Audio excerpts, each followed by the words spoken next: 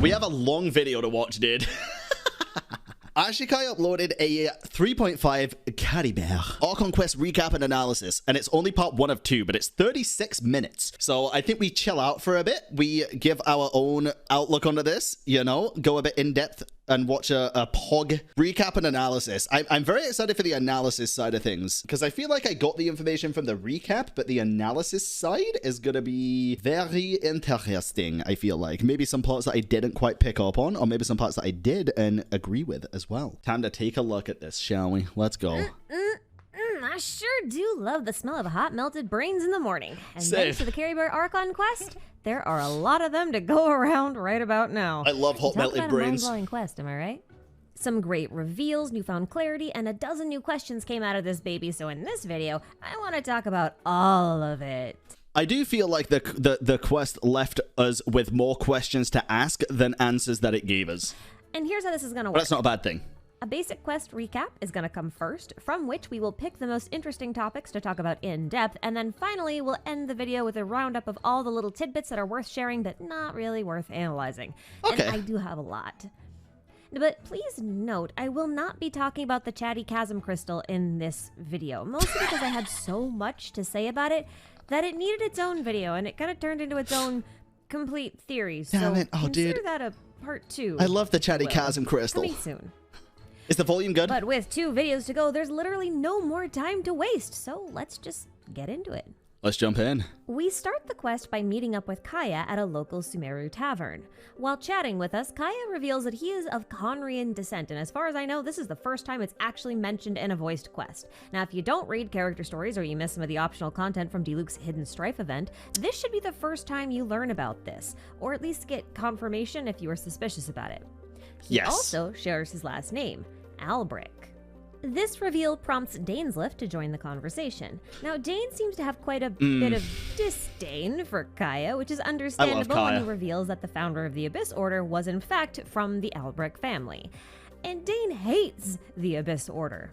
Now again, if you missed Hidden Strife, what you might not know here is that as well as having the founder of the Abyss Order within their family, the Albrics were a regent family that stepped up to rule Conria when their king Ermin was unable to do so. In other words, this family was important for more reasons than just founding the Abyss Order. 100%. One awkward conversation and the offer of a future drink later, Kaya leaves and the Traveler is left alone with Dane. Dane offer of his favorite drink as well that you somehow knew and also correlated to in the quest, which is very interesting. Updates the Traveler on his investigation into the Abyss Order's Luma Face operation, and after downing one Death in the Afternoon cocktail, they head off to Avidia Forest to track down the brand new lead. Their survey of the tiny hut and field doesn't turn up much, but nearby monster activity suggests potential ley line shenanigans. So off Dane goes on his own to investigate. Damn, this is an in-depth recap, tells dude. the Traveler to take a nap while they wait, and it's not a bad idea, really. But when the Traveler wakes up, Paimon is gone, but Dane is back. For a minute, anyway. And then he bounces again. And this is the point at which the Traveler starts to unknowingly experience their twins' memories from several hundred years ago.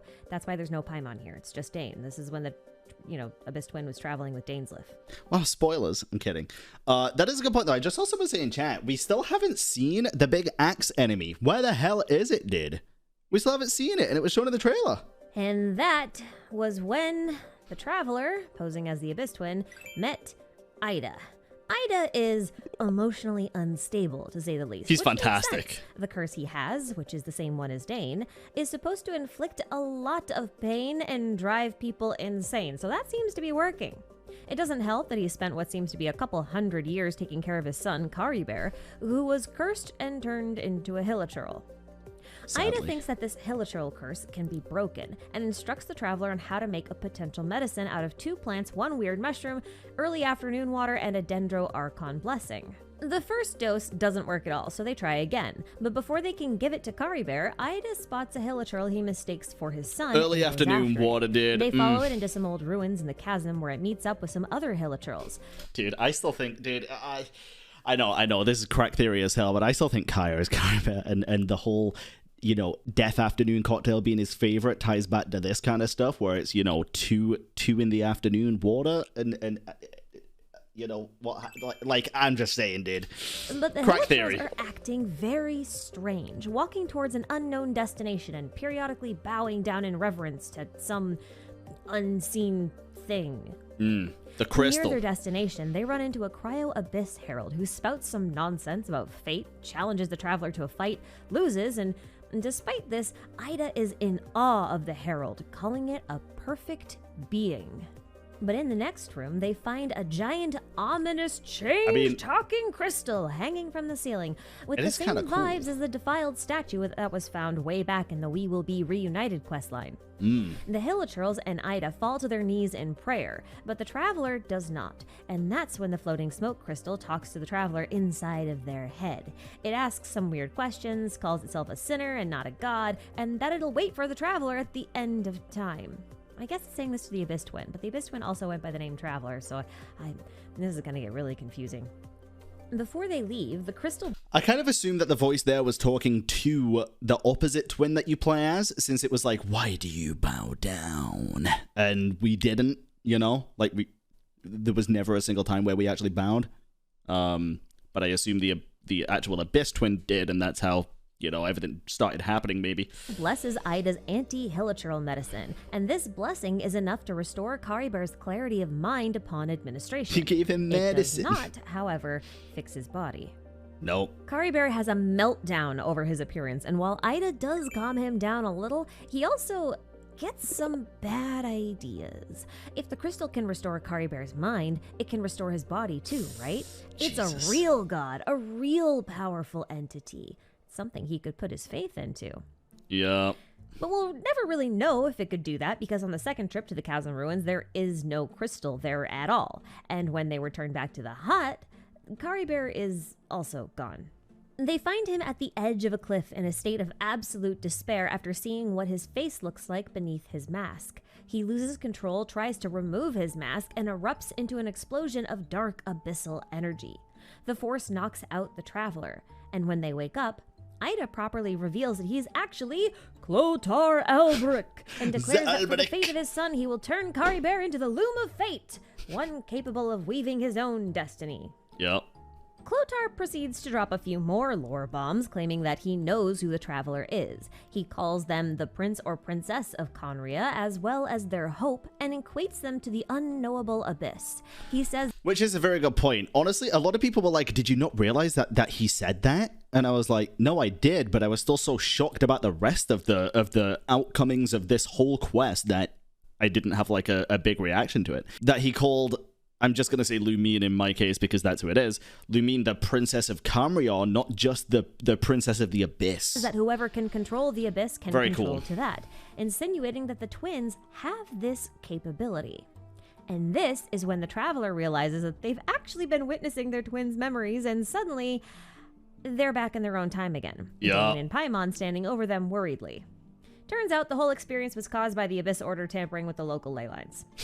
That's business as usual, I guess. Dane then explains that Clothar Alberic founded the Abyss Order, ran it for about 100 years before he lost his mind entirely, and then promptly disappeared. The traveler suggests at this point that they dig up the field, which reveals two skeletons. One is identified as Clothar Alberic, and one is identified as his wife. Was it though? Was it identified as Clothar Alberic, or was it just because we still don't know if that's what the traveler identified. He said it could be, and then Dane was like, "That'd mean he found a way to break the curse," and then everyone's like, "Well, maybe not then. I don't know." It should be anyway. With new knowledge in hand, Dane pieces out. I think it's an assumption, not a confirmation. Once again, which means that we are now free to dig into the more interesting bits and analyze them. Get the fingers in there and squish them all around. Let's kick off this analysis by starting off with the Abyss Twin, whose memories the traveler was witnessing. The community at large really likes to argue over which twin is canonically the traveler and which one is canonically the Abyss Twin. She said there's something about a comment under the video. Okay, we'll check that after. The answer is both and neither. See, this quest kind of confirmed the idea that the twins think exactly alike. The words the traveler spoke were the exact same ones that their twins spoke hundreds of years ago. Their thoughts may have differed a little bit, which would make sense, but even then, their actions were identical. For the most part, yeah. Kind of already implied during the We Will Be Reunited quest when the Abyss Twin confidently claimed the Traveler would reach the same conclusion that they did at the end of their journey, which just means that the twins themselves are interchangeable. It's the journeys that make all the difference. True. Yeah, it's not our story. What if the real story is the friends we made along the way, you know? Traveler met Paimon first, and their entire experience is colored by her, whereas the Abyss Twin had presumably met Dane, and right? Dainsliff, I guess. Had the positions been reversed, and they are, depending on who's playing, the outcomes would have been the same. Although I suppose you could kind of use this as more evidence that one twin is actually a clone of the other and that they were never actually twins and that their memories are all just falsely implanted, but that's kind of a little too conspiracy even for me. I'm not gonna lie, if that ended up being the story, where like we're just clones of each other and memories were just implanted into us, I would hate that. Because I feel like that'd be so fucking lazy, dude. Which is saying something. I'd hate it. I have no proof or anything to work with to back it up or refute it. So I'm going to just leave it there. But speaking of journeys, I wanted to take a second look at the Abyss Twins' most probable timeline, journey-wise, because we did get some insight here. True. Judging by the fact that Clotar had been alive for at least a couple of hundred years post-Cataclysm when they met the twin, and Dane was also present, we can now say with certainty that the twins' journey took place after the Cataclysm. Yes. That was something that was up in the air before, so this is nice. And that would line up with their appearance in Vanarana as Nara Varuna. Dane may not have been present with the Aranara because he might not have actually been able to see them, or the twin was trying to get a Bija for him after he got corrupted or something. Oh, Like yeah, the Bija. You know, healing. So it's actually like a big crystallized memory fruit kind of thing. Oh, that's actually really interesting then. So in terms of our journey through the Vanarana and our Abyss siblings' journey through the Vanarana, I wonder what happened when they got to Marana at the end. For anyone that hasn't played the Aranara quest, that just sounded so confusing. But I wonder what happened when the Abyss sibling got to the Queen of the Abyss, right? Marana at the very end. Which makes sense, because like if you're suffering from erosion and your memories go, like a Bija would be really useful. But anyway, both of those things are just theories. Don't take them as fact. Okay. The idea that Clotar had been alive for a couple hundred years is actually coming more from the idea that, you know, humans live for 100 years anyway, generally, roughly-ish. So living for 150 isn't really a big deal, but 200, 250, 300, that's when I think you'd start to go a little bit mental. So I'm extrapolating based on that.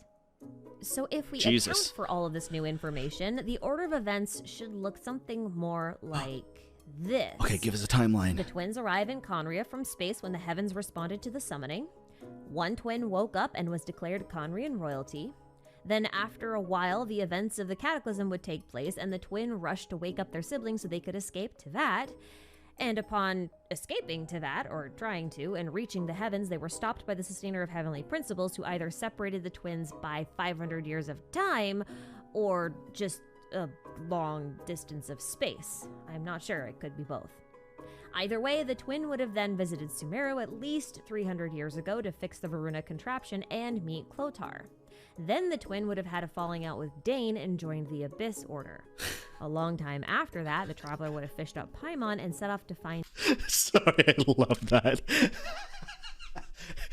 Sorry, I love that image in my mind of Lumine just falling out with Dane and be like, I'm joining the Abyss! contraption and meet Clotar. Then the twin would have had a falling out with Dane and joined the Abyss Order. A long time after that, the Traveler would have fished up Paimon and set off to find their sibling, and the game begins. Yes. I'm still really curious about what caused Dane and the twin to split up when it appears that the two had maintained a good relationship for what seems to be centuries after the Cataclysm ended. Dane didn't appear to be angry, so he's either feeling guilty or responsible or something along those lines. So did the twin confront him about the curse on Conria after this event with Clotar and was, you know, given an answer by Dane that he didn't like? Or did Dane disclose something he did or didn't do at a later date voluntarily that changed the twins' opinion of him?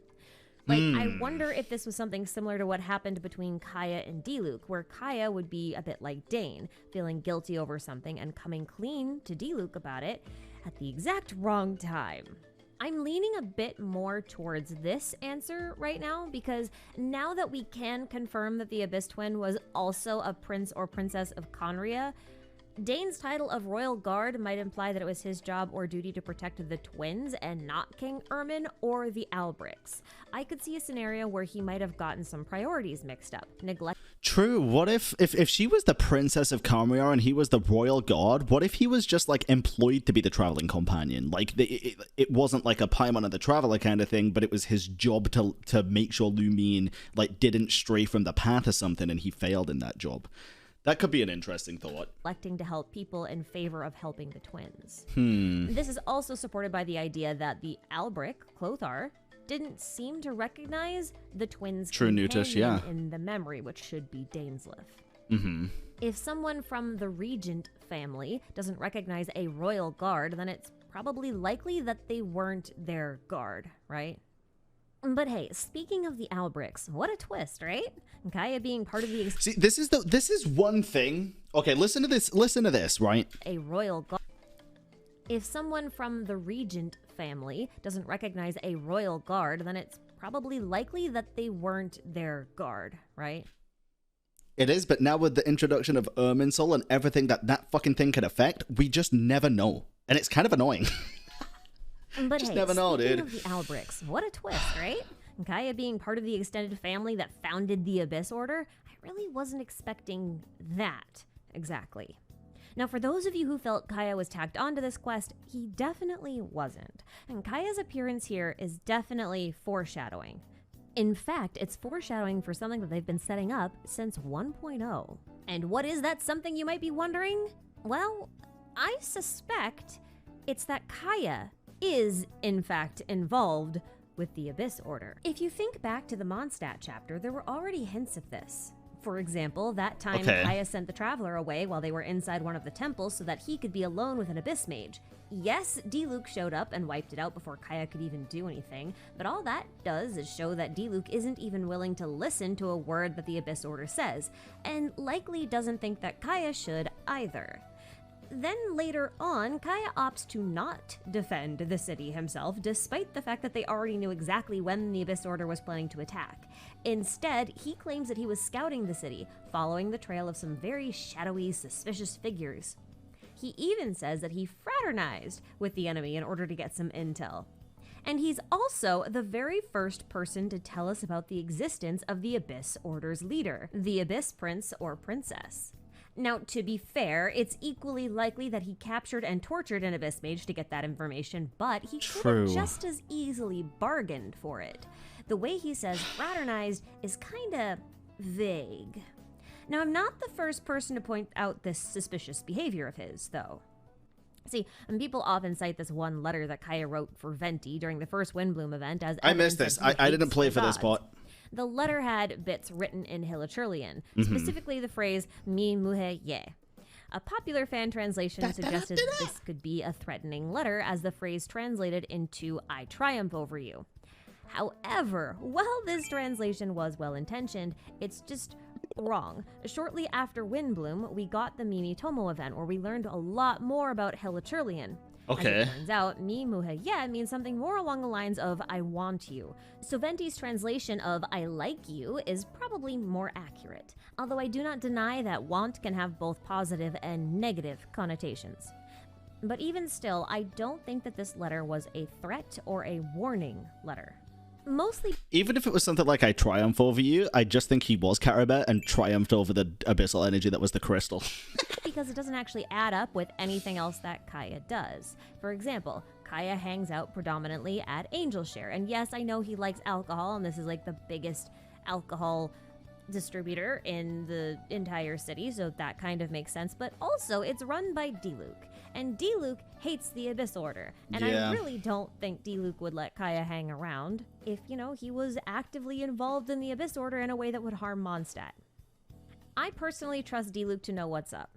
And it's pretty clear that Diluc does trust Kaya, because they do work together on occasion, and Diluc does trust the information that Kaya gives him. He does. Yes, they've got a lot of personal grievances to work out, which is probably why they don't work together a lot, but still, if Kaya was working with the Abyss Order in a way that would harm Mondstadt or anything else around it, Diluc wouldn't do any of those things.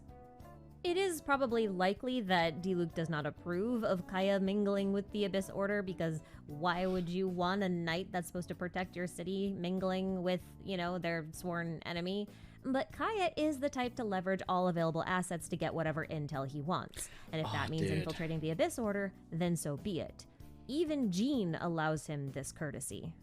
Now, Dainsleif also questions... I genuinely still have to believe that by the end of Genshin Impact, we are going to be working with the Abyss Order, also the Harbingers and stuff. Like, I think we're all going to work together to take down the big bad, I think it'll be a better of two evils for some of them, and for some, I think it'll be a enemy of my enemy is my friend kind of deal.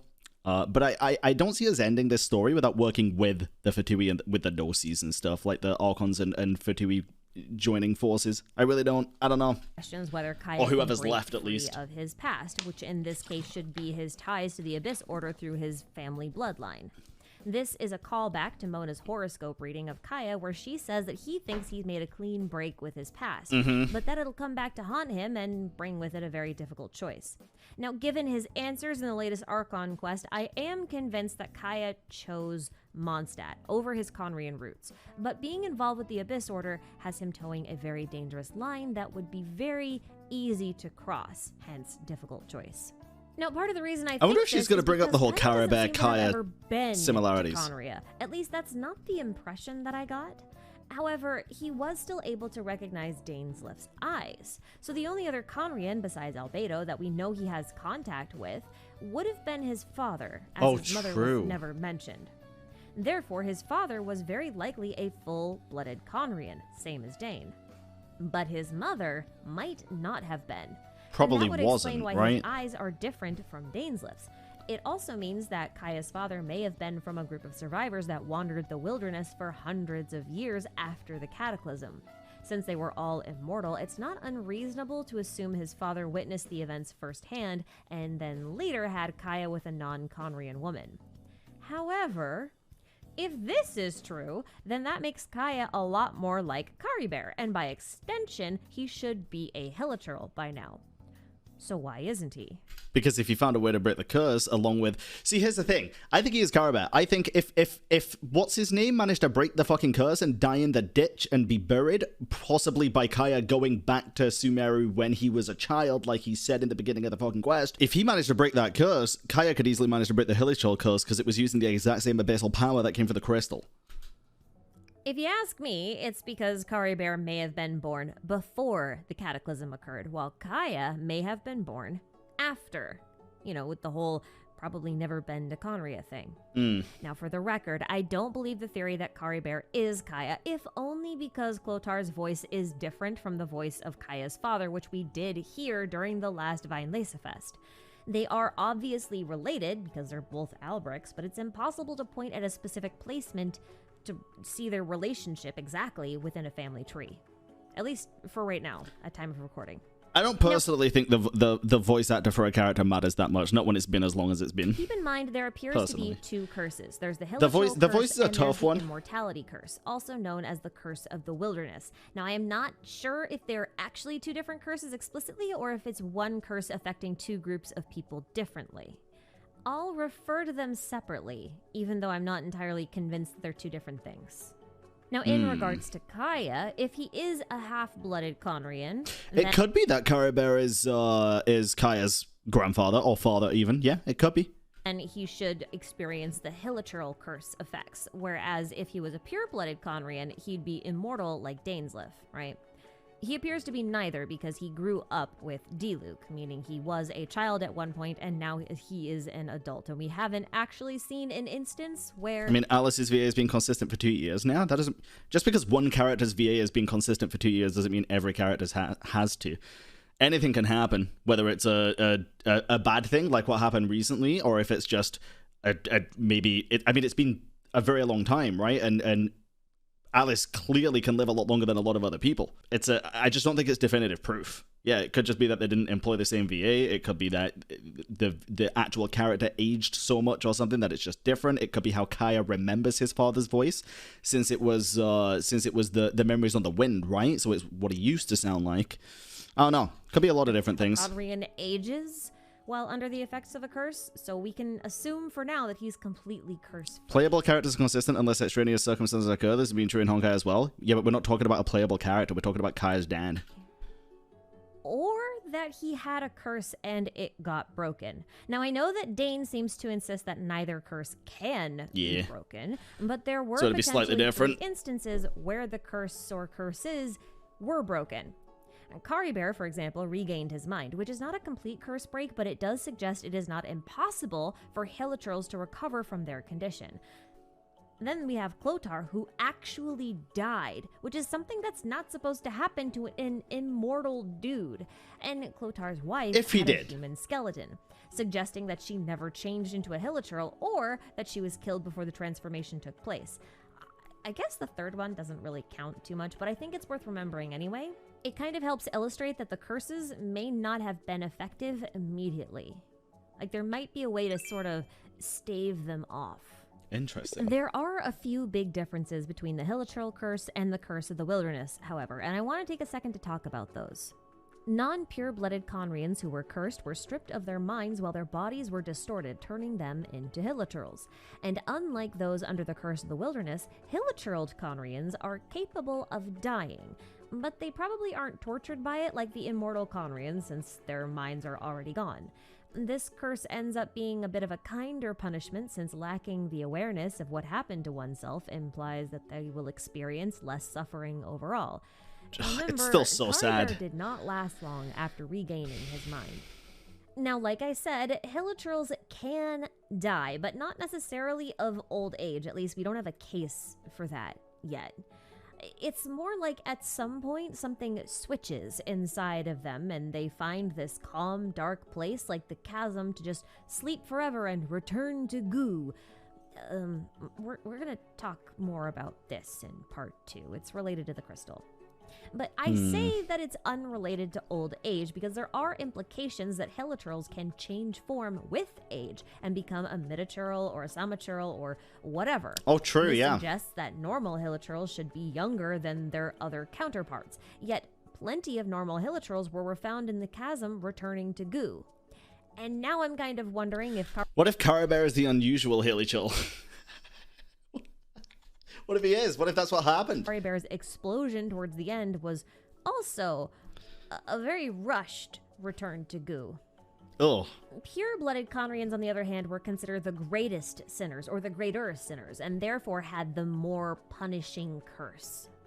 Now, fun fact, this curse of the wilderness is likely referencing a real biblical thing. The book of Numbers, for example, talks about a group of Israelites who were forced to wander the wilderness for 40 years as punishment for their lack of faith in God, or rather, questioning God's judgment. Okay. There are a few other instances, if memory serves, but in this particular case, they were wandering through the harsh landscape of Sinai for these 40 years. There was very little food, water, or comfort, and all but 2 of the cursed people, Joshua and Caleb, would die during those 40 years as they appeared to be the only 2 who truly... Wait, only Dane said the curse can't be broken, however there are many cases that deny his word?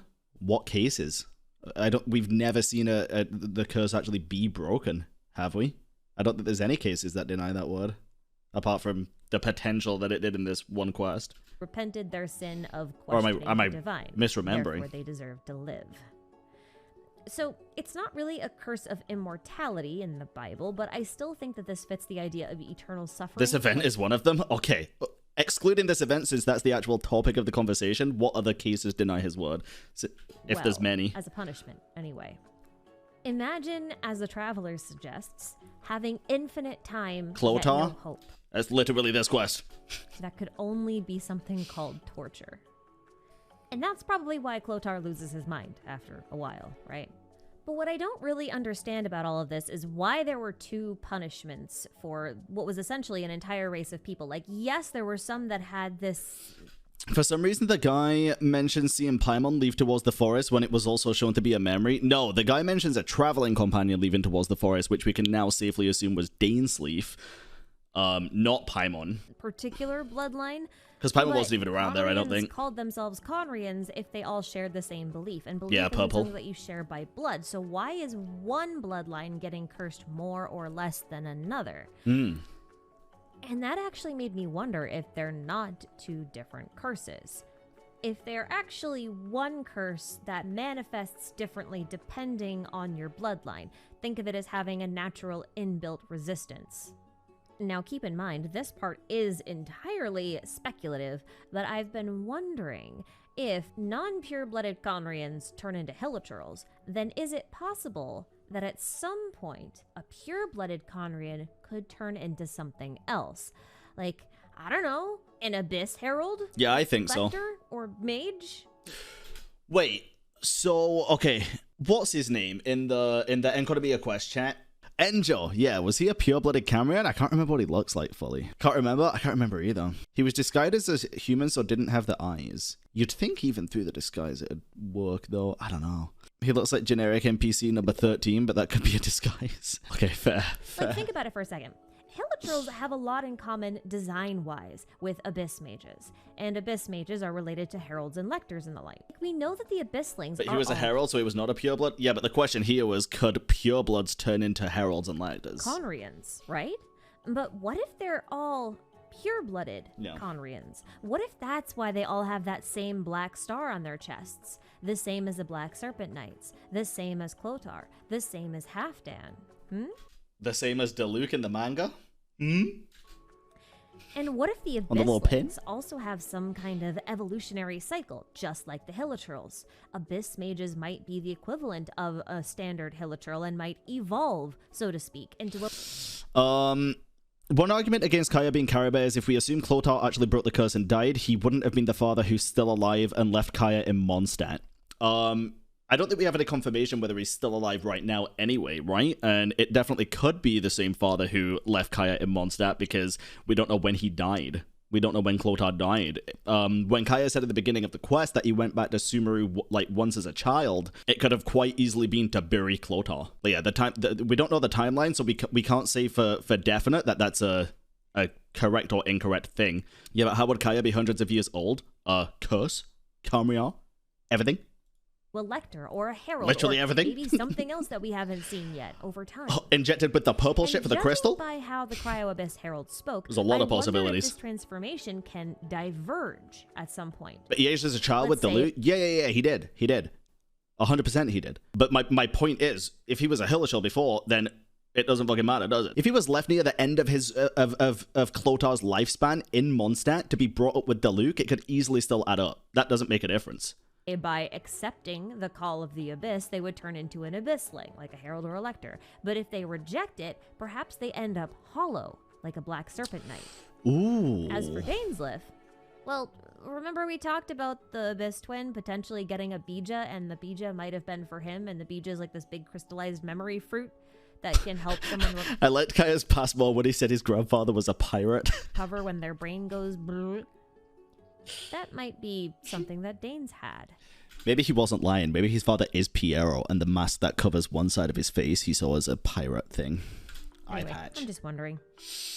But I am also wondering about this one really weird thing that Caribert said that really struck me as just odd. Yeah, they don't acrolize, but again, that doesn't mean anything. Listen, it's a crack theory. It adds up a lot, but it probably adds up too much to be true in the first place. It could easily just be that Kaya's nothing to do with this whatsoever, but then the question comes, why the fuck put him in the quest where all this was done, you know? Yeah, Piero could be Caribert, and Kaya could be Piero/Caribert's child, you know? It could be a lot of different stuff. It's just a crack theory at this point. But the excuse of like, but the VA's different, it really doesn't matter when it's a NPC, even if it's an important NPC. The VA changing doesn't really mean jack shit, to be honest. They do sound very different, but they could have also aged a lot. They could have changed forms quite literally as well. Like, there's a lot of different stuff. He said he felt like he was hiding in a small room and he didn't want to leave. And this is the literal translation from the Chinese text. I did check.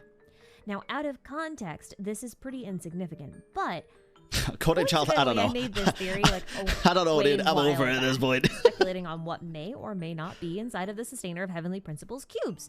I will leave a link to that video if you're interested, but if not, spoilers! The conclusion I came to was that she had the souls of the people that were turned into Hilichurls locked inside those cubes. So they're minds, right? Minds in a box. Which, you know, that kind of sounds like sleeping in a dark room, a soul trapped inside of a cube, a mind that's trapped somewhere that doesn't want to leave. Ooh, I kind of like that theory, but not necessarily the souls. I think of it more as like everything is data, right? Because again, it's like data cubes. The Ermin soul is all data. Like the unknown god looks like she's corrupting with data, going all red and shit. That could be very interesting, but it could be more so, instead of keeping Hilichurl's souls in a cube, it's keeping their data in a cube, all their memory, everything that they ever were. And that would make a lot of sense. Having their memories trapped in a dark cube, and they now know nothing. They feel like they're in a box. That could make a lot of sense. Yeah, it does sound like Kingdom Hearts, but a lot of stuff in this game does sound like Kingdom Hearts. It's in a little comfy space somewhere in quarantine. Now, I'm not saying that this is confirmation of my theory or anything. I'm definitely not. But I do think the idea is worth revisiting again, especially since the first question Caribert asks when he wakes up is, am I dead? Okay, I know you guys are all really excited about this crystal that's floating in space, all chained up and weird, and oh my god, they didn't forget the defiled statue, but we're not going to talk about that today. Instead, we're going to wait for part 2, and for now, we're going to proceed to the rapid fire roundup. All those little tidbits that I want to share that aren't really worth analyzing, but I have things to say. Starting with the Loom of Fate. Oh god. So it seems that Clothar decided to found the Abyss Order with the express purpose of finding a way to change the fate of his son. It is a little odd that he calls his son the Loom of Fate. Yeah, just a quick one too, like Sarah said. Remember, everyone, we have been warned 2 or 3 times to not trust what we don't see with our own eyes. We didn't see what happened to Caribert, which is also one of the big reasons why I don't believe instantly that Clothar is also dead, because leaving the one recognizable feature on the dead body seems way too obvious to me, and we didn't see it. Even in the memory, we didn't see it happen. Until we get like full confirmation, then I don't know. I think it's good to be skeptical of everything in the game right now. With the Ermin soul and the voice from the fucking Hexen Circle at this point, dude, it's good to be skeptical of literally everything. Decided to found the Abyss Order with the express purpose of finding a way to change the fate of his son. It is a little odd that he calls his son the Loom of Fate itself, like his body is gonna become the scaffold of a loom, but I don't think that was quite the intended meaning. But usually Genshin doesn't deny whatever the Traveler said. The Traveler has inner thoughts all the time. The Traveler's not always right about everything, and they never have been. It seems more reasonable that this would be like Caribert's legacy or something. Also, the Traveler didn't confirm that it was Clothar. They just questioned it, right? I'm pretty sure. If only because the target seems to be different. Clothar was focused on just changing the fate of his son, but the Abyss Order may have expanded that goal to encompass some bigger ideas, with or without the help of Big Creepy Crystal Man. Either way, the objective appears to be seize the power of destiny itself. It's not really that earth-shattering of a revelation, but it's nice to have confirmation. Moving on, the infamous Death in the Afternoon cocktail. Yeah. Now, this is a popular cocktail in Mondstadt, and it's a real cocktail too, you know? It's actually one made with absinthe.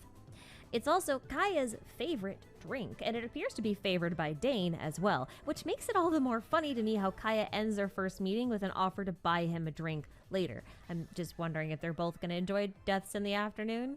If that's a Conrian thing, do all Conrians like Death in the Afternoon as a drink? Which actually might be a valid idea, more so than you'd think. Now, you might remember that part of the whole medicine creation process included acquiring water at exactly 2 o'clock in the afternoon. I mentioned this. It's curious that they went out of their way to say 2 o'clock in the afternoon instead of 1400 hours when, you know, the in-game clock uses military time. I think they did this so they could draw attention to the idea that it's early afternoon when you're getting this water. It's in the afternoon, right? But 2 o'clock in the afternoon is 1400 hours in-game time. Mm-hmm. Now, you know how in some countries, like the US, skyscrapers and hotels will just skip the 13th floor because it's superstitious, like the 13th floor is bad luck? Is that a fucking thing? Wait, what? Now, you know how in some countries, like the US, skyscrapers and hotels will just skip the 13th floor because it's superstitious, like the 13th floor is bad luck? That's wild. I've never heard of that. What's the point in even having an elevator door on the 13th floor then? Why even have a 13th floor? Just call it 14 and miss 13. Well, that's called Tetraphobia. And in China, it's not the number 13 they do this with. Number 4. The number 14. Because the number 14 in Chinese sounds a lot The 13th floor is called 14th. Is it actually, did they just skip 13? I'm so confused. Like the words Think of for the 100 Biddies. is dead or will certainly die, depending on the dialect. Oh.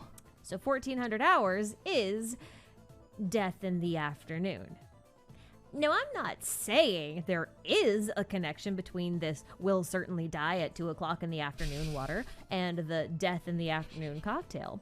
But I did say the same thing. I said the same thing like a couple of days ago. Not exactly with the 1400 and the whole conspiracy with 14 sounding like death or something, but the fact that they knew Kaya's favorite drink was a death in the afternoon, and the way that they tried to save Caribert was with a drink that was made after in the early afternoon, and then a lot of death occurred. I was like, a lot of signs do point to it.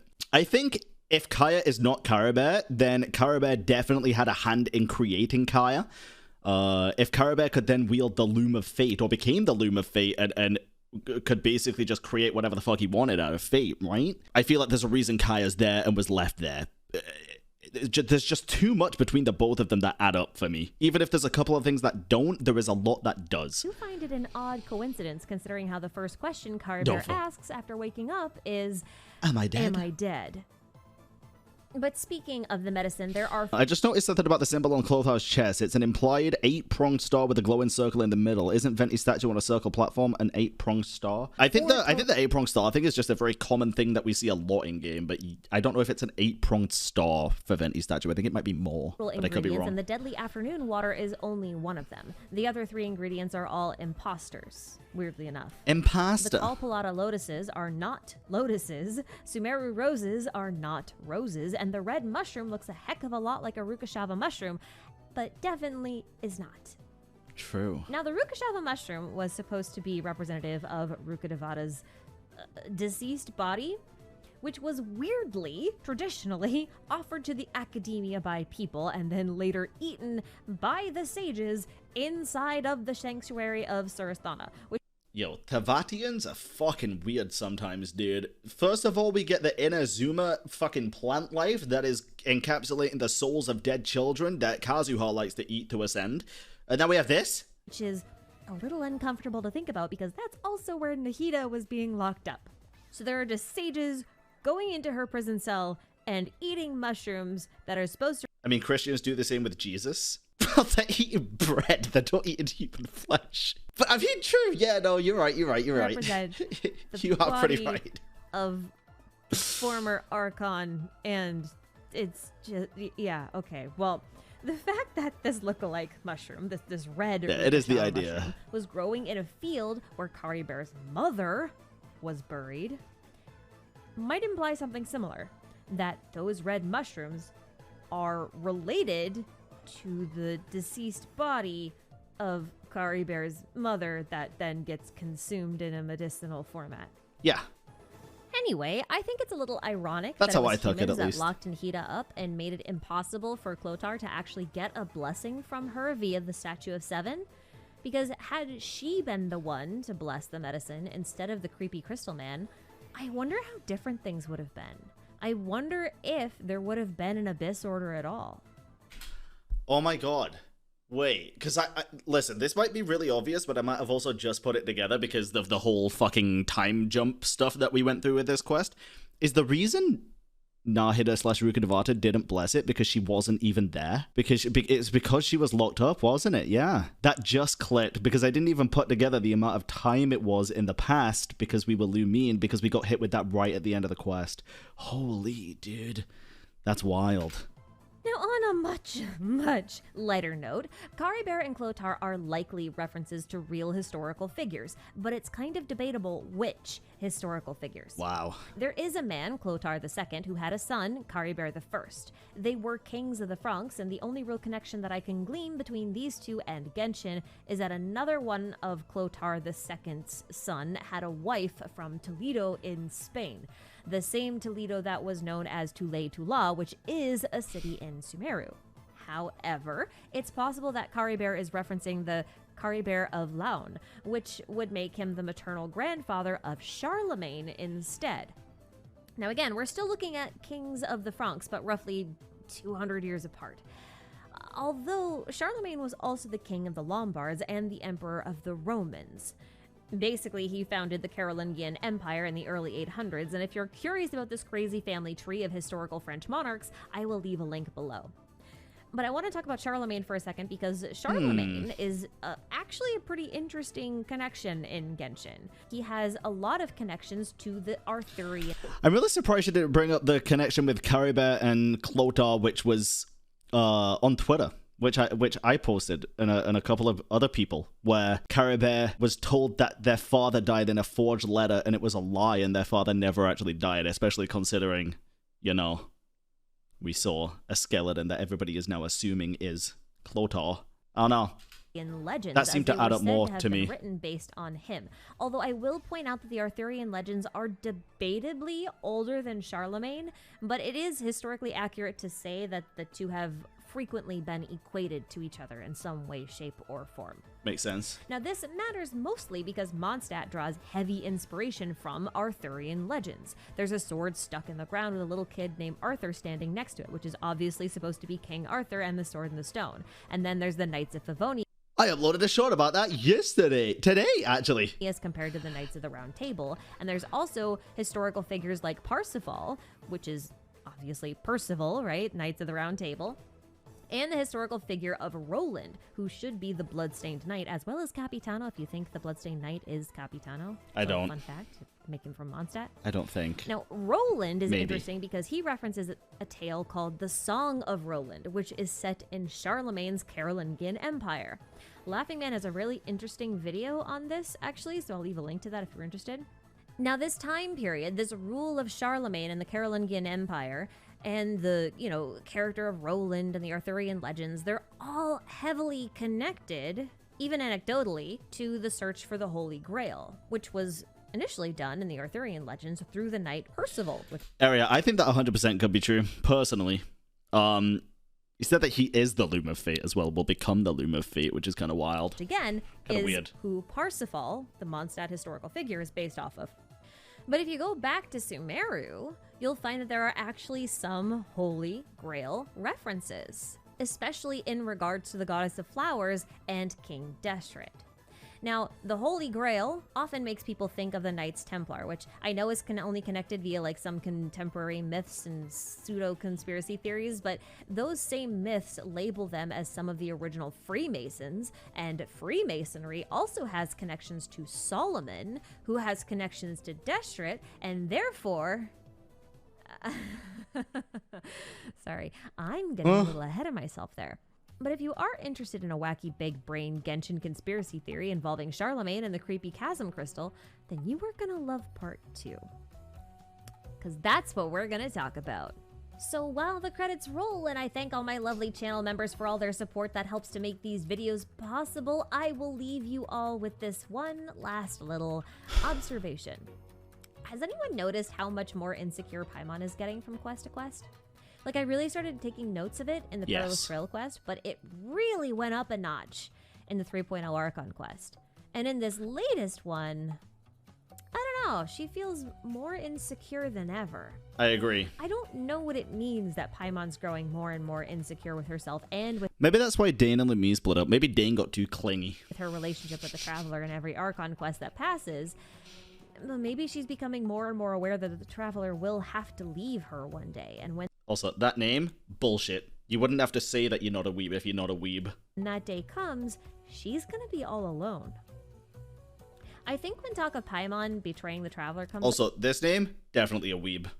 up, it's always painted in a Paimon is a spy, or Paimon is an agent of Also, this name? Sus. Celestia, or whatever kind of way. But I wonder if she might act for more selfish reasons instead. I wonder if her deep-rooted fear of loneliness would encourage her to sabotage the Traveler's efforts to properly reconnect with her twin, because that would mean they'd leave and she'd be alone. And no one deserves to be alone, and no one wants to be alone. True. But that also doesn't mean that I'm just gonna stick around, because, dang it, I got a lot of work to do, so you could maybe, like, I don't know, leave me alone, like, just for a bit. I got focus, and focusing is hard.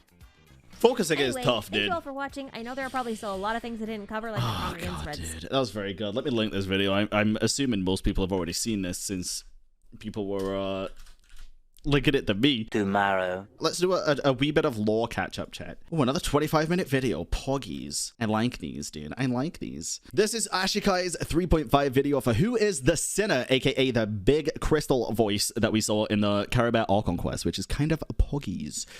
So I'm excited to learn a little bit more about this. I'm going to mute the alerts while this goes on chat, just so it doesn't pop up in the middle. Okay, just in the middle. But this is going to be very exciting, and I'm looking forward to it. Caribert Archon quest. Yes. Lots of juicy little tidbits. Let me know if in the there, volume's but there's good. one thing in particular that completely stole the show, at least for me. Now, you see that big purple rock up there? Yeah. That's the Sinner, or as I like to call him, Creepy Chasm Chad. He's the most important thing in the entire quest, as Creepy Chasm Chad? I like to call him the Cinnamon. far as I'm concerned, and he's also what we're going to spend this entire video investigating. Turn it up a Now, bit. whatever you think is going to be in this video, I promise you, you're going to be surprised. Unless you Interesting. already watched this video that Island XD made while I was busy writing this. He and I kind of had a same brain moment, and if you've already watched it, consider this video to be more like an expanded version of the ideas he presented. We did already see that video, so Pog. And Okay. of course, he's not the only one. There are definitely a bunch of threads over on Reddit that are talking about some similar ideas that I think are kind of interesting and will be approaching things from a different angle than I will be in this video. So I'm going to also link Interesting. those in the description box. Check those out after this video if you're interested. Oh, that's cool. Okay. Now, I don't know about you, but I am eager to get this party started and finally get acquainted with our new best buddy, Creepy Chasm Chad, the Sinnerman Crystal Thing. Cinnamon. Let's go. Yeah, I I love want the to start Cinnamon. things off by kind of going over the obvious things, the things we already know, and see if we can't narrow down some candidates for the identity of our newfound sinner friend. Okay. The sinner does not consider himself a god, yet he has so much raw power that hilichurls and humans alike are compelled to bow before him when in his presence. I still think maybe he King appears to be Ermin. sentient as well, but it doesn't seem as though creatures other than the traveler can necessarily hear him. So either this guy can telepathically speak to the traveler directly, or the sinner is actually broadcasting his thoughts, but they're on some sort of inaudible frequency that only the traveler can pick up on. Question here as well, because my brain doesn't really work that well when it comes to things that happened this long ago. You know the We Will Be Reunited quest where that upside down statue was with the guy? Where is that place? Was that in Mondstadt somewhere? Was that in Liyue? Because I remember it was between Mondstadt and Liyue quests. Oh, it was after Liyue, sorry. It was in Liyue. Where? Near the Noblesse domain. Interesting. Okay. I would love to go back there and see if that statue's still there. It's kind of like that thing where the younger you are, the higher frequencies your ears can detect. That is a real thing. I will leave a link. The sinner leave is a link. obviously I love how Ashikai's like, that's real, I will leave a link. deeply steeped in the power of the abyss, or is the heart of the abyss itself, and it looks as though something or someone tried to restrain him somehow, if the chains holding him up are anything to go by, anyway. Yes. Unfortunately for whoever tried that, this talking rock doesn't appear to be restricted by earthly constructs like space or time, since he can just kind of blip in and out of existence at will. At least this is my assumption. Now, It also looks like it took the chains with it, right? I doubt someone came along and just physically moved him, especially when Dane goes out of his way to suggest that this sinner saw the traveler via the ley line anomaly that allowed the traveler to witness their twins' memories from hundreds of years ago. True. It feels far more likely that this thing actually just transcends space and time. Notice, too, how this entire encounter with the sinner takes place in the chasm, not necessarily in Sumeru. This is the place where hilichurls go to return to goo, a calm, dark place, the depths of which we experienced firsthand during the Perilous Trail quest, and I do seem to recall time getting pretty mucked up back then, too. Oh yeah, true. That may or may not have been the sinner's influence, since we find him here. The chasm is also the only place so far where we find the Black Serpent Knights, and these guys are known for dropping these weird dark statuettes, carvings of one-eyed figures that emanate a comforting warmth. Yep. That make you feel as though it's whispering to you in some strange, comforting ways, and the description says, You want to use your Twitch Prime subs? If you have Amazon Prime, you can subscribe to any Twitch content creator once every 30 days for free. See, my child, all that lies under the throne of heaven shall be destroyed by upheaval. Based. The eternal peace of the pitch-dark void shall embrace us all. And it feels like it has some weird kinship with the sinner itself, right? The sinner is weirdly comforting. It's a similar shape. It gives tempting whispers. And, I'm not the first to say this, but the dark statuettes appear to be carvings of the one-eyed King Ermin of Conria, if only for the fact that they are both explicitly stated to have one eye, and the figures are carried by former knights of Conria. Mm-hmm. I mean, it would make sense for them to carry around a little effigy of their king from which to draw courage from, right? It's very interesting, and very Abyss cool. lectors and heralds also carry these, which would make sense. Mm-hmm.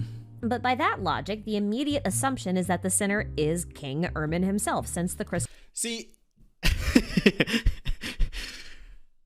I think it is, but it does also sometimes seem a little bit too obvious, right? I think a lot of people would agree with that. It might be too obvious, especially for Hoyoverse, who like to throw curveballs. But in this case, I am actually inclined to believe that it is just very obvious, because all of this stuff that we've discovered basically happened during Sumeru. So I don't know, dude. Crystal and the dark statuettes have a fair bit in common, right? Well, yes and no. Let's dive a little bit deeper into this, shall we? Okay.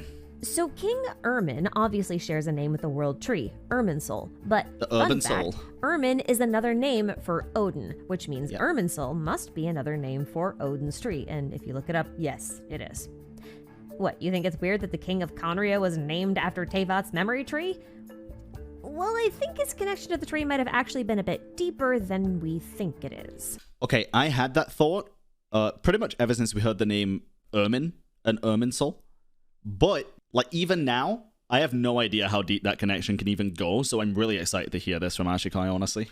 As you probably know, My in brain Norse isn't big mythology, enough. Odin hung upside down from the world tree Yggdrasil for 9 days and nights in order to gain knowledge of other worlds and conquer the power of the runes. Now, weirdly, this myth can also be found in the description for the silver twig we receive after erasing Rukkhadevata. To quote, in one of the legends, a sage hanging upside down on a tree had acquired the knowledge of how to inscribe runes and control sacred words, and thus followed the kingdom established along the tree's roots, eventually gaining a glimpse of the secret of the cosmos. Now, this passage perfectly describes the feat of Odin acquiring the runes. Yes, it says sage and not king, but it's still a curious coincidence, especially since this is supposed to be one of Rukkhadevata's memory... Wait a minute. A potential Who? reference to the king of Conria left for us as one of Rukkhadevata's final memories. And now that I think about it, haven't we seen a violet crystal like this before? Yes, we have. Kind of recently? Yes, in a cutscene. Yeah, we have. It was King Deshret. Yeah. Seconds after Rukkhadevata sealed him away for good. He popped up out of the water as a violet crystal in the exact shape of the sinner. Yep. Well now, isn't that interesting? It is. Especially when looking back at the quote from the Dark Statuette, since the thoughts expressed there in those lines line up so well with King Deshret's motivations. Okay, you guys probably know where I'm going with this now, especially if you've already seen Island XD's video, so let me preface the rest of this theory with the following disclaimer. It is very possible that Ermin and Deshret are the same person, and I personally think that they are. But I'm excited to see where the rest of this goes. This is why I love being in the kind of lore crafting space in general, because I can watch three different... so I can watch Island's video, I can watch Ashikai's video, and I could watch an Asta video covering the exact same topic, and it could go in three totally different directions. I love it, dude. I love it. And I will be making a case for that. But it is equally possible that the story of Deshret and Ermin merely mirror each other. Like, Deshret's story could be Hoyo's way of previewing also Ermin's possible. story for us without telling us about it directly. Yeah, we've seen that But happen. I gotta admit, there are a lot of weird little coincidences that just connect the two so well. And if they do end up being the same person, then it would certainly explain why Conria is presumably beneath Sumeru. Quick primer on Deshret if you're not familiar with him yet, because he's kind of weird as far as gods go. Not only did he refuse a gnosis from Celestia, he actively plotted against them with the help of the goddess of flowers. He is not the a two god. of them believed that gods were of no use to humanity anymore, and that it was time for humans to become the king of kings upon the tombstone of divinity. That That's also interesting. I just noticed that, but this might be... Goddess of Flowers. I mean, this might be something or it might be nothing, but the things on the way now... The two of them believe that gods were... You've got, like, trees there with blooming stuff on it, right? And then the other ones are like... humanity anymore, and that it was time for... Is it just grass? Oh, it might just be grass or something. I don't know. It looked like peacock stuff at first. Humans to become I think it's the just grass. king of kings upon the tombstone of divinity. The goddess What is that circle in the sky? Oh, Kazu, so that's what happens when you leave your house in daytime and touch grass? That's the sun. The Flowers did not think King Deshret's plans would ever succeed, but she was willing to gamble on him anyway, so she taught him everything he needed to know about the skies and the abyss. She died in the process, but her loyal Jinn pledged their service then to Deshret. This is important for later. Now, Deshret basically let the Jinn rule his people while he left to work on the Golden Slumber, which, if you haven't done the quest yet, it's basically a giant abyssal hive mind project. Now, we know that prior to completing the Golden Slumber, Deshret should have had a human-ish form, but we've never actually seen it. Even on the murals of Gurabad, he's depicted as this black multi-pointed star with an eye in the center. And even before we saw this form of Deshret's, we'd seen this symbol once before on the clothing of almost every Conrian we'd come across. Clothar, Halfdan, Abyss Lectors, and Heralds. It would make sense if the black star symbol came from their leader, don't you think? And let's not forget that the last dynasty of Conria was called the Eclipse Dynasty, or in Chinese, the Black Sun Dynasty. And if a sun is also a star, then isn't Deshret a literal black sun? Now, I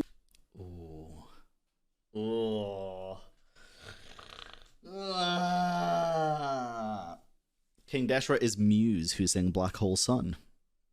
know this probably sounds weird since Conria prided itself in being a nation without gods, and I'm suggesting that it did in fact have a god, but remember, Deshret believed humans had no need for gods and he wished for them to be free to rule themselves. For him to assert that he is no god is kind of on brand. As for calling himself a sinner instead, well, what is someone who rebels against God but a sinner? Lucifer. And interestingly enough, there is this wall in Sumeru that is called the Wall of Samiel, which Rukkhadevata created, presumably, in order to prevent the desert from spreading into the rainforest. Now, I have previously hypothesized that Samiel was another name for Deshret, and in this new context, it makes more sense than ever. Consider this. In Talmudic Midrashic literature, Samiel was called the leader... Wait, what were those words? Hold on. Consider this. In Talmudic Midrashic literature, Samiel... I think these are genuinely just words that I don't know. Never. Consider this. In Talmudic Midrashic literature... Talmudic Midrash... Oh, is this like a... Samiel was called the leader of the rebellious angels. Ancient that would religious make him a stuff? sinner for sure, especially since in other texts like the Apocalypse of Baruch, Samiel is equated with the original sin, the one who tempted Eve to consume the apple from the tree of knowledge, which got them cast out of heaven. I watched Lucifer. Right? But here's where things get really interesting. This same text also paints Samiel as the one who originally planted the Tree of Knowledge to begin with, and that's what got him banished from heaven initially. Now in Genshin, the Tree of Knowledge would be Irminsul, and wouldn't it be incredibly fitting if this tree was named after the person who planted it? King Irmin? Irmin planted the Irminsul, got kicked out of Celestia, and rebelled against the gods? It fits. What else is interesting is that at the end of days, Samiel would be defeated by the Archangel Michael and chained. Now, I don't know if you've noticed this, but Nahida has chains on her outfit, and her elemental skill is... Wait, where did that just point? Hold on, what? Does she? This, but Nahida has chains on her outfit, and her elemental skill is basically just her chaining enemies together. And she's effectively a clone of Rukkhadevata, who sealed away Deshret in the first place. And what is this crystal held up with? 6 chains. Now, in a previous video of mine about the God of Time and the Goddess of Flowers, I made the case for the Goddess of Flowers to be Archangel Uriel on the grounds that the primordial one's 4 shades were likely references to the 4 archangels. Around the same time, the Little Onion That Could made this really cool video about how Rukkhadevata and Nahida might have been a moon sister, and both of us agreed that the moon sisters may have been 3 of the 4 shades of the primordial one. I gotta say, dude, the Little Onion That Could, their videos... 10 out of 10. Phenomenal. Now, in my case, I made an error and forgot about how the goddess of flowers danced alongside the Moon Sisters and therefore couldn't have been one of them. But this is a correction I will elaborate on in the final video of that series. However, I do think that if you combine our ideas, Nahida and Rukkhadevata seem to be excellent candidates for Archangel Michael, who was the one to chain Samiel. And that would actually change my theory about the goddess of flowers being Uriel to her being Lilith. Wait, so what if... Okay. So correct me if I'm wrong here. Is what she's saying is in this cutscene, she is shown banishing King Ermin, and then literally this crystal coming up is what happens and how the crystal ended up in the chasm. Like, this is actually what happened. Rukkhadevata did all this. My theory about the goddess of flowers being Uriel to vanished, her being Lilith. Locked in the chasm. A very different discussion. Again, I'll clarify that in the appropriate video. Wow. Anyway, rather than getting chained at the end of days, it fits in really Genshin, well. The chaining of Deshret, so to speak, only happens because Deshret unleashed forbidden knowledge on the world. Now, I've said this before and I'll say it again, the label of forbidden knowledge is a little confusing. The truth is, this stuff is basically the same as the dark mud, which is basically like abyssal ley line leakage that you find all over the chasm. And let's face it, ley lines are basically the cause of all abnormalities in Teyvat. Is something weird happening? It's probably a ley line disorder.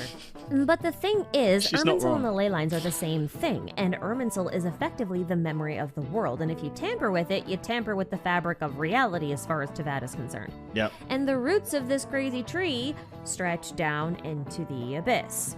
Now, the Caribert quest established that Conrians believe that anyone who could control the abyss could control the world. If we think about it this way, forbidden knowledge may be labeled as such because it is forbidden to control the abyss because the abyss is connected to Irminsul, and tampering with Irminsul is a big no-no.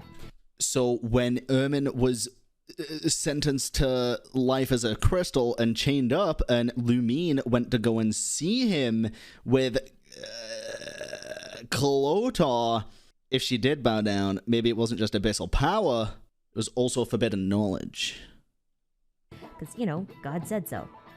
I mean, improper use of forbidden knowledge may produce side effects like abyssal mudslides, Elazar, withering zones, and mental instability. And yet, through all of this, the abyss also appears capable of miracles, like how the sinner used the powers of the abyss to restore Caribert's mind. I mean, it didn't end well, but still, think about the possibilities here. And when we think within this context of he who controls the abyss controls Teyvat, the abyss twins starts to make a little bit more sense in terms of their motivation. They are learning to control the abyss to change Teyvat. They want to restore their homeland. Their homeland of Conria. Love that we have that confirmation now. The implications are juicy. Bro, I will lose my absolute shit if at the end of Genshin she's successful and then we actually get Genshin Impact Conria chapter storyline preview.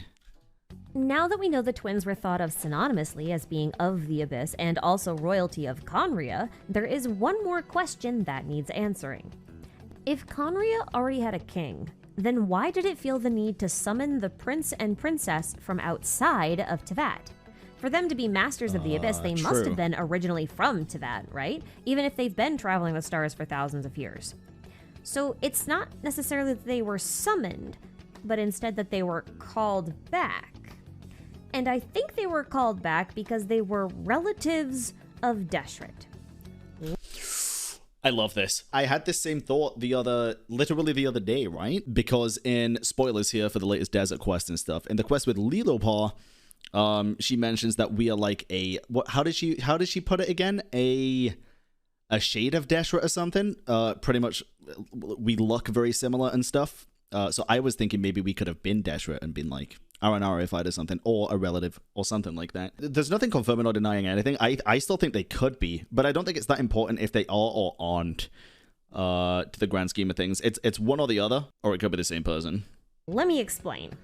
In my Dirge of Bilquis recap video, I talked about how Lilupar took a liking to the Traveler immediately, calling them the shadow of her master. The master being Deshret. Shadow, not shade. I suggested that Lilupar might mean this literally, like the twins looked physically like Deshret, and may have felt the same too if we assume that their powers are similar. And then she smells Consider us. too that Samiel was likened to Lucifer oftentimes, and Lucifer was the morning star, which is also what the twins are. And Deshret took the form of what? A black star, and he was called the Son of the Sky, so he could have descended to Tevat long, long ago, and he was also said to have mastered all the elements. Well, that sounds awfully Traveler-like. Yeah, it does. Now, I know I'm going to get a lot of people trying to refute this idea that Deshret might be literally related to the twins by pointing at Alhaitham and how he's presumably King Deshret reincarnated or referenced or whatever, and Alhaitham looks nothing like the twins. And they'd be right, except that the only thing Alhaitham really has in regards to relations with Deshret are his eyes, and frankly, Dia has a variation of those too. In my opinion, And they fixed them. Alhaitham has more in common with the Ibis King, who was called the Scribe of Scribes, and who advised against Deshret making a hive mind, which is exactly what happens in Alhaitham's story quest. Kaveh, on the other hand, is far more interesting of a candidate for a Deshret point of reference. Not only does he actually look as though he could be the older brother of the twins, but he's emotional, mechanically minded, and ambitious. And when it comes to Deshret symbolism on his clothing, he outpaces Alhaitham by a mile. Where is this going? Even his constellation, Paradisia, references the eternal oasis as well as a bird of paradise. Which is funny, because in Christianity, peacocks were associated with paradise. And the Yazidis believed that the Tawisi Malak, or rather the peacock angel, was the highest of all God's angels. Several of the stories of the peacock angel are in line with the Quran's Iblis, who is then equated to the devil of Christianity. And oh hey look, hey, we're back at Samiel again! And guess who has a peacock constellation in all of this? Gaia. Who's an Albric from Conria. Coincidence? Maybe. I don't know. But consider too how Nahida also really likes Kaveh, claiming that he has a near perfect grasp of true knowledge. At this point, I wouldn't be surprised if he ended up having some likes and dislikes in common with both Nahida and Nilou, or if he ends up taking over Azar's job as the Grand Sage. Now, don't get me wrong, I am by no means saying that Kaveh is Deshret, okay? That'd be silly, and we are— Yeah, there ain't no way he did. Surely. Surely, right? Clueless? Surely? No. already saw what happened with all those Ningguang is Guizhang theories. What I am suggesting is that he is the means by which Hoyo is teasing us about aspects of Deshret in the same way Nilou is not the goddess of flowers, but heavily references her. I can see that. I could spend an entire video just scrutinizing the symbolism of Kaveh's clothing, and I might, but for Think Deshret would give mad bottom energy too. now, we're just gonna look at his earrings because I am determined to stay on topic this time. Kaveh's earrings in particular have a lot in common with the structures built by Deshret, which is easy to write off as mere aesthetics, but I think there's a little bit more to it than that. See, during the Caribert quest, we have to find a bunch of these symbols in order to unlock the door that leads to the center. Yes. Alusla over on Discord pointed out that this symbol is suspiciously similar to the symbol of the Freemasons, the compass and the square. And if you pay attention, you'll also notice that it matches a lot of Deshret's symbolism all over the desert. And Kaveh's earrings. Freemasons as an organization lean heavily on symbolism to pass on their teachings, and that symbolism comes predominantly from stonemasonry. Things like trowels, compasses, squares, you get the idea, right? Craftsmen's tools. Yeah. But curiously, a lot of their ceremonies and teachings revolve around the construction of the Temple of Solomon. And I don't need to remind you that Kaveh is an architect. He builds things. He works on machines, right? Is all of this relevant? Yes, because Deshret is also a reference to King Solomon. There's no time for details today, but I will leave a link to a video on the topic where I went way into more depth on that. The TLDR here, though, is that Solomon contracted with the Jinn and had relations with the Queen of Sheba, who was also known by the name of Bilqis and Malikat. Now, if those names... Bilqis? Did she say Bilqis? Like the dirge of Bilqis? The TLDR here, though, is that Solomon contracted with the Jinn and had relations with the Queen of Sheba, who was also known by the name of Bilqis and Malikat. Now, if those names sound familiar to you, it's because those are also the epithets for the goddess of flowers. And both the biblical Jinn and the in-game Jinn assisted their respective masters in the construction of their temples. The Jinn helped Deshret build the city of Gurabat and his mausoleum, and the Jinn also helped Solomon build the Temple of Solomon. Therefore, the association between Deshret and Solomon, as well as the relationship between the Temple of Solomon and the Freemasons, matters. So here's the deal. Regardless of what the real Freemasons get up to, it is undeniable that the organization as a whole has been tangled up with contemporary myths and a lot of conspiracy theories, the most famous of which involves the Knights Templar and their search for the Holy Grail. The Holy Grail! Now, just to be clear, there are historically two groups that call themselves Templars. There's the original Catholic military order Knights Templar, and then there's the Masonic Knights Templar who named themselves after the former. For brevity's sake, I'll just assume that Hoyo has lumped the two together because they like to do that. Most people will hear the Knights Templar and immediately think of the quest for the Holy Grail. I think of Assassin's Creed personally, but okay. I'm not going to argue for historical accuracy on this one. Let's just assume that the Knights Templar were either protectors of or in search of the Holy Grail. A grail is also called a cup or a goblet, and as luck would have it, Deshret supposedly built a goblet structure. It's called Deshret's Glass Goblet, and as you can see, it's at the center of the giant sandstorm where the Eternal Oasis is. You can see the shape much better in chess form.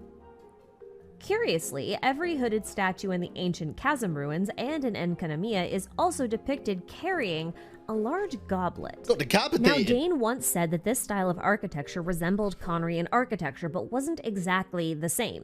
Is it therefore just a coincidence that Deshret's buildings have a lot of similarities to those of Enkanomiya? Or that the technology seems to operate in the same way? Because it does loosely tie Deshret to Conria, regardless. Hold on, what the hell? Hello? Hold on. What am I looking at here? Where is this? Where was this? Is this Enkanomiya? Why don't I remember that? Have a lot of similarities to those of Enkanomiya, or that the technology seems to operate in it's two different. Okay. I was looking at it like, wait a minute, this looks weird. It's two different images. Okay. Same way? Because it does loosely tie Deshret to Conria, regardless. And if the Knights Templar protect or seek the Grail and are connected to the Freemasons who revolve around the Temple of Solomon and whose symbolism has been appropriated by Deshret, who appears to be Genshin Solomon, then we need to follow the Grail. And that takes us to Britain and the Knights of King Arthur. Let's go! Two of Arthur's knights in particular. He's in Mondstadt. Quick! He's in fucking Mondstadt. I'm telling you. I found him the other day. I found him and then their blacksmith assistant was like, hey, it's actually my sword. He's in That Mondstadt. takes us to Britain and the Knights of King Arthur. Two of Arthur's knights in particular, Galahad and Percival, went on a quest to seek the Holy Grail, and they did eventually find it. Now, not to shift gears too abruptly, but Mondstadt is a place that is full of Arthurian legend references. There's actually an Arthur standing next to a sword stuck in the ground, and one of Mondstadt's most prolific historical characters is named Parsifal, which is another spelling of Percival. And as I mentioned in the Caribert recap video that I made, the Arthurian legends have long Where's our Merlin? I'd like to introduce you to Alice. since been associated with the reign of Charlemagne. And Charlemagne came from a long lineage of French monarchs, two of whom are in fact named Clotaire and Caribert. And if tracing things back to Mondstadt feels like a stretch, then let me bridge the gap. Listen, I'm gonna give a hot take here because I know this is gonna be a hot take. If people feel like tracing things back from Sumeru to Mondstadt is a stretch, maybe it's not such a hot take. I was just gonna say I completely fucking disagree. Bro, I think everything goes back to Mondstadt. I think everything will go back to Mondstadt. I genuinely do. Not even just the endgame stuff. I think a lot of things, even that we are learning as we progress in the story now, tie all the way back into Mondstadt for sure. A lot of Venti stuff, the Hex and Circle stuff, you know, not going to spoil too much. There's just too many cues that, to me, that make me feel like Mondstadt is going to have such a significant impact for the end of the story. The ruin golems, you can find notes from the Conrian soldiers that piloted them. They called themselves the Swan Knights, and one such squadron of these knights was led by a man named Anfortas. And in Arthurian legend, and in an opera by the name of... Wait, that's interesting. The Swan Knights, when there's a literal... The first knight we see in the entrance to Mondstadt is called Swan? isn't he? Them. They called themselves the Swan Knights, and one such squadron of these knights was led by a man named Anfortas. And in Arthurian legend, and in an opera by the name of Parsifal, Anfortas is the name of an immortal king that guards the Holy Grail. Knowing the potential identity of the sinner doesn't necessarily tell us much about his motives beyond challenge heaven and reweave fate. This is a great This much theory, we can dude. say for certain now. In fact, the sheer amount of fate and destiny references surrounding the crystal might suggest that it's what's responsible for obscuring the fate of the Abyss Twin. It's a power that Nahida has little to no understanding of, and the sinner has incentive to do it since the Abyss Twin appears to be working in its best interest. And having the twins literally be related to the sinner would explain quite a bit in terms of their relation to Conria. The twin that woke first would have learned of their heritage and their destiny over time and slowly grew to understand that the homeland they'd fled all those years ago before they went to space was just lost to time. They would have been literally royalty in exile, as Lilupar put it, traveling the stars with no real goal, only to be called back to Tevat when the time was right. Their job was to be the successor, to carry out the original work of the sinner. And if the sinner is Deshret, then that would make him Solomon, and if Solomon's true purpose was to subjugate the Jinn and the demons, well, into that, the demons are the gods, the demon gods, as listed in the Lesser Key of Solomon. And to pull that off, the sinner would probably need something like an army, and who better to serve this purpose than the former citizens of Conria? And that's where the Abyss Order comes in for me. Pure-blooded Conrians must have had some level of curse resistance, so manipulating their forms into lectors and heralds was probably simple for the sinner. Hilichurls are less useful without their minds, so what if their whole return to goo is just a means by which the sinner could reshape them, return their minds, and then later alter their bodies into something like abyss mages?